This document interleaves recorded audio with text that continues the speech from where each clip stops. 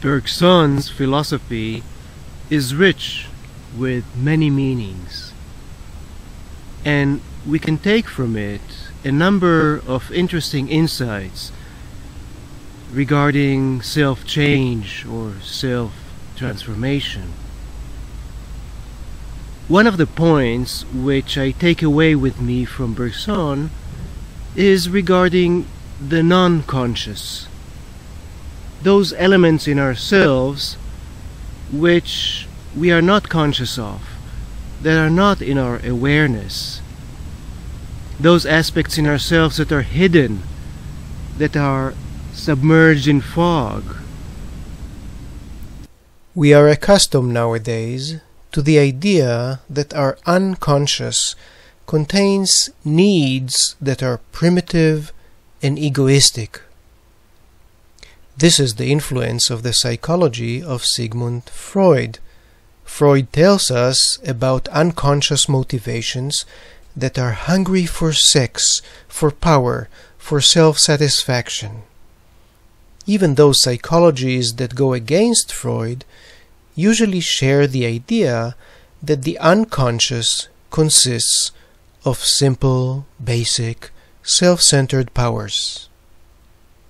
On the surface, I may want to help those who suffer, or to create a beautiful painting, or to rise to the heights of philosophy, but, according to this view, all this is only appearance, because unconsciously I simply seek self-satisfaction. I want to be appreciated, or become famous, or I simply want to feel good with myself. We are so used to this way of thinking that it is hard for us to think in a different way. Henri Bergson offers us a dramatically different perspective. He suggests that our unconscious is much more complex and rich than the conscious. Below the visible surface of our everyday awareness, our inner life is a symphony of feelings and ideas.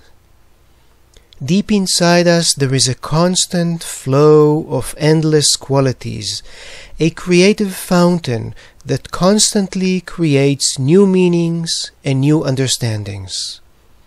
But since we impose rigid ideas and habits on this inner symphony, it develops a surface that is crystallized, simplified, poor with meaning. The result is that our awareness is a simple and poor surface that hides a rich, hidden inner life. We don't have to agree with every detail in Bergson's philosophy in order to appreciate its profound implications for the idea of self-transformation. It suggests that in order to enrich our life, we need not overcome the unconscious, but rather return to it, because there are hidden fountains of plenitude inside us. For Bergson, this means that we should develop those sensitivities, what he calls intuition or intuitive understanding, that would enable us to connect to our inner plenitude. It would enable us to live not just on the surface, but to live the entire creative richness of our inner being.